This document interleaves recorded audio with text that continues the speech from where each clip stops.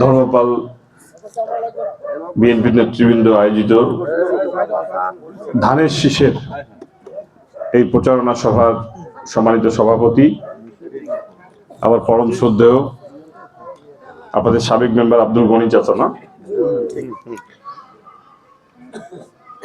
আমার সাথে নিরলস ভাবে যারা প্রতিনিয়ত পরিশ্রম করছেন ধানের শীষের জন্য বাংলাদেশ জাতীয়তাবাদী দলের, আমার অনেকেই পিতৃতুল্য বড় ভাই, জেলা উপজেলা পর্যায়ের বিএনপি নেতৃবৃন্দ, অঙ্গ সংগঠন নেতৃবৃন্দ এবং আমার সামনে উপস্থিত এই চৌরঙ্গী খচিমাদাবাসী সবাইকে আমার শ্রেণীভেদে সালাম, আসসালামু আলাইকুম এবং সনাতনী ভাইদের পরিবার আমার আদাব এবং শুভেচ্ছা। আসলে আজকে বক্তব্য দেওয়ার জন্য এখানে আসি নাই। আজকে আসছি যে ওই 4 তারিখ থেকে আজকে 7 তারিখ, এই 2-3 দিন একটু গল্প বলি। তো বিষয় হচ্ছে 4 তারিখে আমাদের স্থায়ী কমিটির, বাংলাদেশ জাতীয়তাবাদী দলের স্থায়ী কমিটির মিটিং ছিল। মিটিং এর পরে সম্ভাব্য একটা প্রার্থী তালিকা ওনারা ঘোষণা করছে। বিএনপি একটা অনেক বড় দল, আপনারা দেখতেছেন যে বাংলাদেশ জাতীয়তাবাদী দলের বিপক্ষে মানে ওই কাছের লোকের পিছন থেকে কিন্তু ছুরি মারতে পারে, তাই না?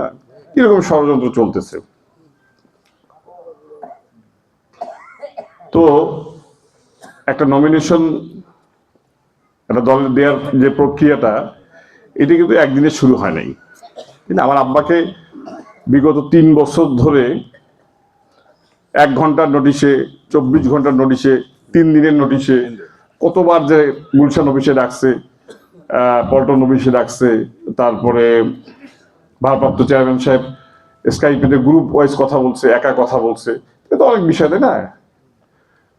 তো সর্বশেষ উনি প্রতিবারই বলছে যে হ্যাঁ আমি নির্বাচন করব, দল যদি আমাকে যোগ্য মনে করে, যদি আমাকে মনোনয়ন দেয় আমি ভোট করবো অবশ্যই, আর যদি আমার থেকেও যোগ্য কেউ এখানে ধানের শীষের মনোনয়ন তাকে দেওয়া হয়, আমি এবং আমার নেতা কর্মী ধানের শীষের পক্ষে আরো জোরালো ভাবে তার ভোট করব।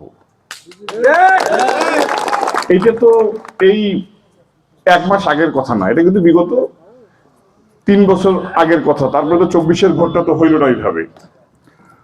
এরপরে এই 5ই আগস্টের পর থেকে যখন আবার যোগাযোগ কর, তখনও কিন্তু তার কথা একটাই, যেহেতু আমি 18 সালে উপজেলা ভোট করি নাই দলের সিদ্ধান্ত মেনে, দলের বাইরে যে কোনো কাজ করব না। কারণ 17 বছর ধরে বিএনপির সাথে যে নির্যাতন করা হয়েছে বিএনপি নেতা কর্মীর সাথে, এটা তো মানুষ হিসেবে একটা দায়বদ্ধতা থাকে, কি বলেন? শুধু নিজের পদের জন্য, নিজের সুবিধার জন্য কাউকে ল্যাং মারতে হবে, এই টেন্ডেন্সি কিন্তু আমাদের নাই আসলে। তো গত 4 অক্টোবর যখন ভারপ্রাপ্ত চেয়ারপারসন জনাব তারেক রহমান সাহেব ওনাকে ফোন দেয়, তো উনি যে কটা কোশ্চেন জিজ্ঞেস করে আব্বা উত্তর দেবে, আব্বা যে 2-1টা কথা ওনাকে বলতে গেছে, উনি বলছে ঠিক আছে এটা আমি জানি। মানে উনি খোঁজখবর প্রতিনিধি রাখে। যেদিন ওনাকে ফোন দিছিল ওই দিনও ওনার একটা টিম জলঢাকায় ছিলেন, তাই না? তো উনি কিন্তু আসলে বলছে যে আপনি চোখ বন্ধ করে কাজ করেন।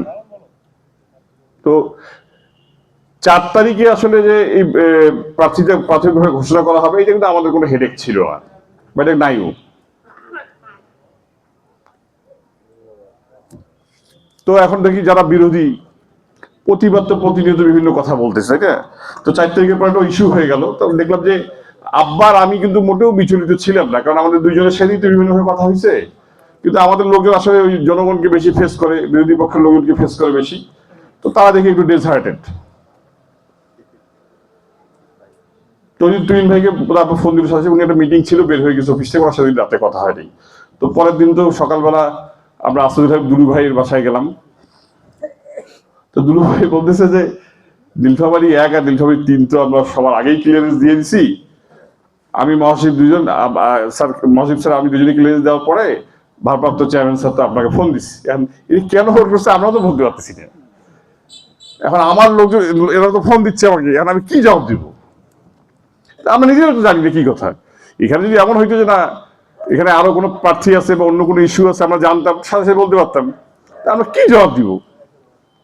উনি বললো যে স্যারের সাথে আমার একটা কথা আজকে 10:30টার দিকে, হয়তো বাংলাদেশের 10:30 হলে লন্ডনের সকাল 10:30 হবে, কথা হলে আমি হয়তো একটু অন্যভাবে জিজ্ঞেস করবো। আর দুলুভাইয়ের সাথে দেখা তার আগে উনি প্রায় ঘন্টাখানেক বসেছিলেন। উনি বলছে আমি মহাশিব সাহেবের সাথে প্রায় আধা ঘন্টা কথা বললাম, মনে নিয়ে উনিও বলতে পারে না যে কি কারণে হেল্প করছে। তো যাই হোক, বিএনপি একটা বড় দল, দলের বিভিন্ন কৌশল থাকবে, আর মন মানে না। আমার লোকজন তো পারলে ফুকি ঢাকা পাঠাতে দেয় আমাকে, ঢাকা এখন জান নাই। আর ঢাকা যাওয়ার কারণটা কি? আমার তো একটা নেগেটিভ কথা বলবে বা একটা নির্দেশনা দিবে। যেমন অনেক জায়গায় প্রার্থী বেশি আছে, সেখানে লিখিত চিঠি দিচ্ছে যে আপনারা প্রার্থীতে ফাইনাল না হওয়া তো কেউ নির্বাচনী কোনো সমাবেশ করতে পারবেন না। অনেকে আবার বুদ্ধি করে 31 দফার বেরিয়ে দিয়েছিল, সেখানেও যেখানে বিশৃঙ্খলা হয়েছে সেখানেও চিঠি দিয়েছে যে না আপনারা এইসব কর্মকাণ্ড করতে পারবেন না, যেহেতু ওখানে প্রার্থীদের নিয়ে সমস্যা আছে। যেমন আমাদের লালমনিরহাট 2 চাচাতো যারা তো ভাই দুজনের গন্ডগোল, ওটা এখন ওইভাবে হেল্ড হয়ে আছে। তো আমাদের জলঢাকায় তো এইভাবে কিছু নাই, অভ্যন্তরীণ অনেক কথা আছে যেগুলো হয়তো মাইকে বলতে পারতেছি, যে ওই ধরনের প্রতিদ্বন্দ্বী কোনো বা এই ধরনের আমরা তো আসলে জানি না। তারপরও বাংলাদেশ জাতীয়তাবাদী দল একটা বিশাল বড় দল, তাই না? এখন ওইখানে তাদের নীতি নির্ধারণী পর্যায়ে অনেক কিছুই আছে যে অনেক বড় বড় লোকেরাও জানে না, তাই না? এই অনেক কথা চিন্তা করে আবার পরের দিন বিকালে আমি বোধহয় 5:30টার বিমানে বোধহয় ঢাকা গেলাম। ঢাকা যে ওদের সরাসরি তুইন ভাই ওখানে গেলাম। উনি দেখে আবার কি খবর বলে, না ঠিক আছে তোমরা ইয়ে করো, কাজ করো। আমি না আব্বার সাথে কথা বলে দিলাম, কালকে বোধহয় ব্যস্ত ছিল। তো উনি বলছে আর এগুলো কিছু পরের ফেজে নাম ঘোষণা চলে আসবে, আপনি কাজ করেন। আমি বললাম না, উনি টিকিট করে ফেলছে, উনি কালকে আসবে, আসুক তাহলে, একটা বিষয় আছে না। তো তুইন ভাই ওখান থেকে যখন বের হয়ে যাই, আমি তো চিন্তা করলাম যে আসছি ঢাকায়, এখন এখন তুইন ভাই তো বলতেছে না কয়েকদিনের মধ্যে ডিক্লেয়ার হয়ে যাবে, তো কি করবো? এখন মহাশিব সাহেবের সাথে দেখা করতে হবে। এখন এই মুহূর্তে ওনারা খুবই ব্যস্ত, জোটের আলোচনা, বিভিন্ন আমি তাও বহুত কষ্ট করে মিডিয়া সেলের একজনকে যখন বললাম যে আমি নীলফামারী 3 অমুকের ছেলে, আমরা তো কেন হেল্ড হইলো বুঝতে পারতেছি না, উনি বললো আপনি 10 মিনিট পরে ফোন দেন। 10 মিনিট পরে ফোন দিয়ে উনি ডাটা বের করলো, করে সবার নাম বলতেছে যে আপনাদের আল্লাহ সৈয়দ সাহেব আপনার আব্বার নাম না? হ্যাঁ। ওখানে জামাতের প্রার্থী অমুক না? হ্যাঁ। এনসিপিতে নাম বললো যে রেজাউল করিম রাজু আছে, তারপরে সোহাগের কথা বললো, আরো অনেকের কথা, যারা যারা বিভিন্ন প্রার্থী আছে। তো আমার আব্বার যে ওনার একটা হিসেব করছে, একটা ব্যক্তি ভোট কত %, দলীয় ভোট কত %, অন্যান্য প্রার্থী। ভাই এখানে জোটের যারা আছে তাদের তো কোনো, যাদের সাথে হয়তো বিএনপির ভবিষ্যতে জোট হইতে পারে, তো এদের তো কারো 500-1000 ভোটও নাই। কিন্তু আপনার তো এই আসলে কোনো সমস্যা নাই। এখন ভারপ্রাপ্ত চেয়ারম্যান স্যার যেহেতু ফোন দিছে, উনি কি ফোন দিয়ে আর কোনো নির্দেশনা দিচ্ছে না? দেয় নেই। তাহলে এত কেন চিন্তা করতেছেন? আমি বললাম না ভাই, আমার আব্বা অলরেডি টিকিট কাটিয়ে ফেলছে, কালকে যেভাবেই হোক একটু দেখা করার ব্যবস্থা করে দিতে হবে মহাশিব সাহেবের সাথে। বললো ঠিক আছে ভাই, আপনি একটু, ভাই আমার ইস্যুটা তো মানে সিরিয়াস ইস্যু। আর নীলফামারী জেলায় যদি একটা আসলে বা ধানের শীষ পায়, আপনি খোঁজ খবর নিয়ে দেখেন, সেটা হয়তো জলঢাকা। তো বলে ভাই ডাটা তো আমার সামনে আছে। তো যাই হোক, পরের দিন আব্বা গেল, আব্বা সরাসরি তুইন ভাই ওখানে গেলাম, ওনার সাথে কথাবার্তা হলো। উনি তো বললো যে কোনো চিন্তা করার দরকার নেই, ঠিক হয়ে যাবে। তাই বললাম যে ভাই কি বলি আপনাকে, এখন আপনি কি খালেদা জিয়ার ভাগ্না না? তো আমার সাথে যাওয়ার সময় আবার ডোমারের কালু চাষা, উনি একই বিমানে গেছে। উনি তুইন ভাইকে বলে নাই যে আমি ঢাকা আসতেছে, বললে রাখ আসার দরকার নেই। ওনারও মনটা করতেছে, খুব খারাপ হয়ে গেছে যে জামাত ইসলামের লোকজনরা আজে বাজে কথা বলতেছে। আমি বললাম তুইন ভাই, this is what kind of gesture and poster? কি জবাব দিয়ে বলেন আপনার? আচ্ছা আপনি কি খালেদা জিয়ার ভাগ্নে না? ভাগ্নে আছে, তুমি নমিনেশন পাইলে কিন্তু কথা বলে শহীদুল সাহেব বলে তারেক রহমান বলে ফোন দিছে, তো নমিনেশন পাইলে সেটা কি ধরনের আচরণের ভাই? এটা কোনো সভ্য মানুষের আচরণ?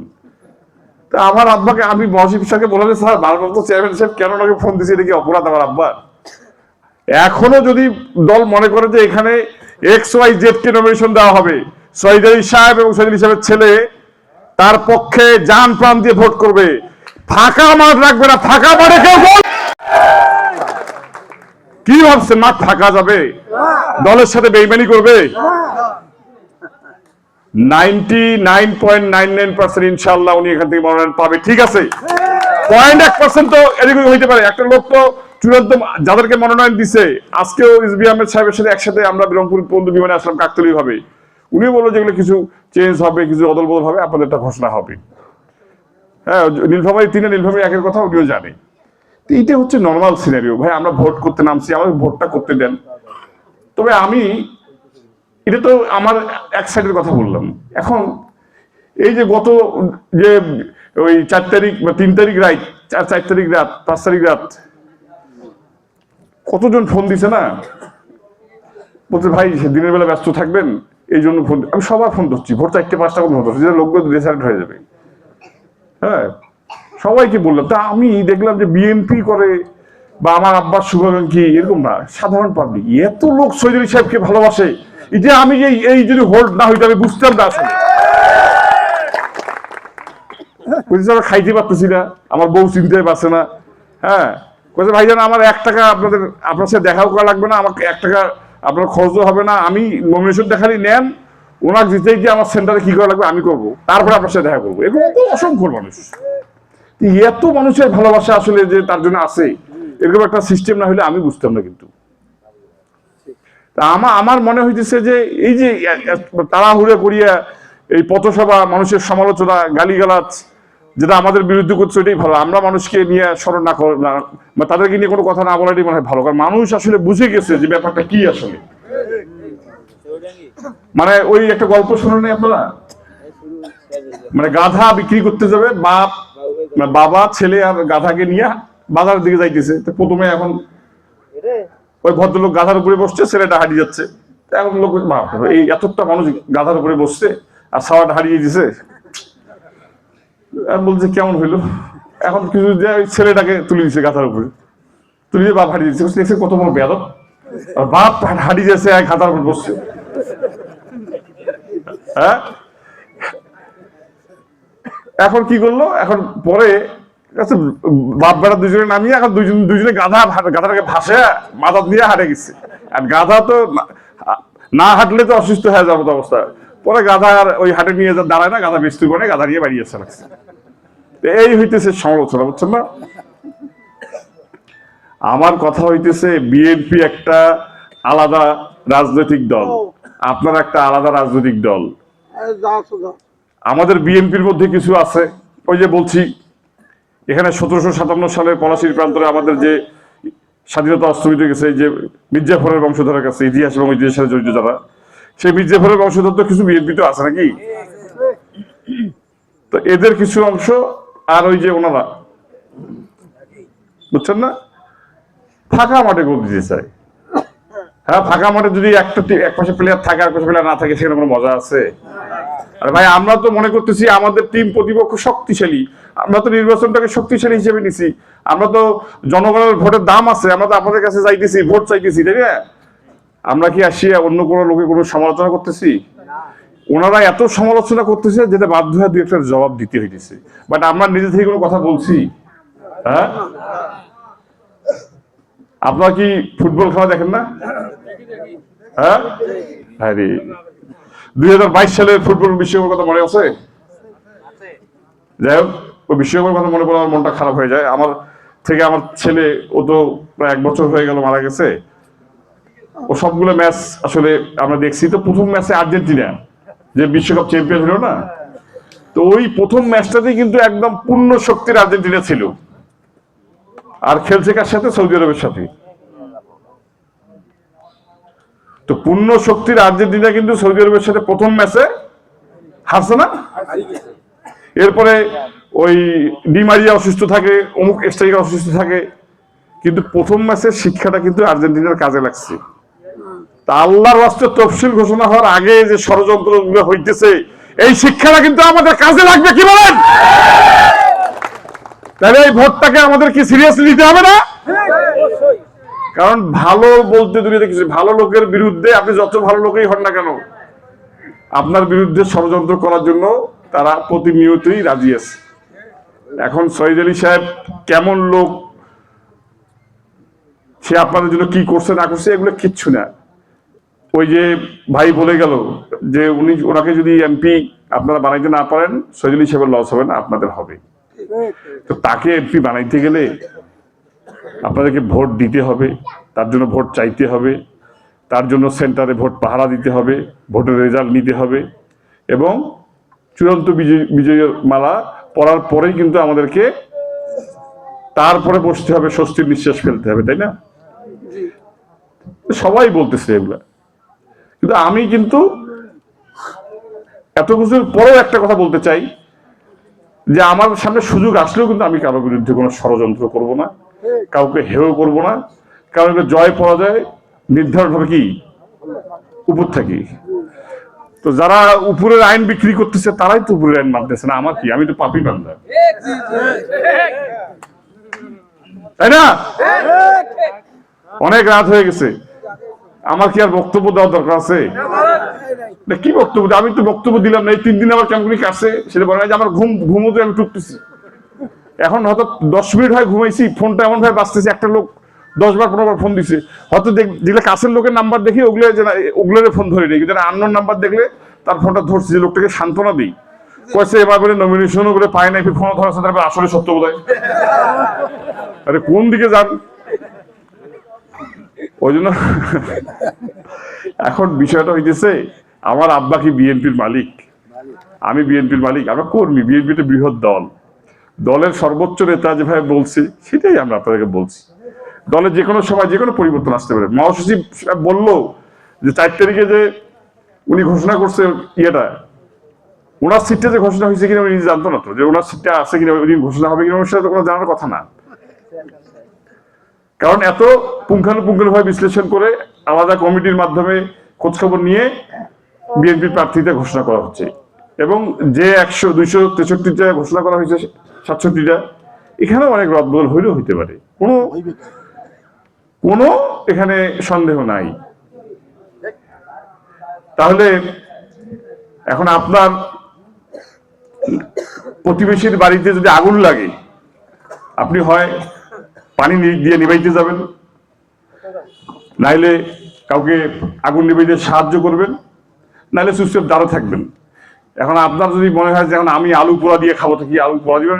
আলু তোমরা তো আলু পোড়া দিয়ে খাবার চাইছে, কেমন করে ভেবে দিলে? হ্যাঁ, তো ভোট করতে আসে নাই, আমরা আলু পোড়া খাইতে আসছি। এখন বিচারের ভার আপনাদেরকে দিয়ে গেলাম, আমার গলাটা বসে গেছে একদম, শরীরের শক্তিও নাই, এই জন্য তথাকথিত বক্তব্য, নির্বাচনী বক্তব্য আজকে দিলাম না, যদিও আমার বক্তব্যের সাথে প্রধান আলোচক কথাটা আজকে গেল না। কিন্তু সবচেয়ে বড় কথা হইতেছে, আজকে তারেক রহমান সাহেবের একটা বার্তা ভিডিওতে আপলোড করা হয়েছে ফেসবুকে, উনি যে কথাগুলো বলছে এই কথাগুলো কিন্তু প্রায় আমার কমলদার সব জায়গায় বলে বের হয়। উনিও বলছে যে ভোটটা 5 বছরের জন্য, আপনারা 5টি বছরের জন্য সুযোগ আমাদেরকে দিয়ে দেখেন, ভোটের দিন সকাল সকাল যাবেন, ভোট দিতে যাবেন, আপনার বাড়িতে যারা ভোটার আছে তাদেরকে নিয়ে ভোট দিতে যাবেন, ভোট দিলেই হবে না, ভোট সেন্টার পাহারা দিবেন, রেজাল্ট দিবেন, একটা দিন শুধু আপনারা পাহারা দিবেন, আগামী 5 বছর পাহারা দেওয়ার দায়িত্ব জাতীয়তাবাদী দল বিএনপি দিবে আপনাদের। যদি এর ব্যর্থয় হয়, দিবেন না সামনের বার ভোট বিএনপিকে, এটাই আমাদের আজকে চেয়ারম্যান সাহেবের মেসেজ।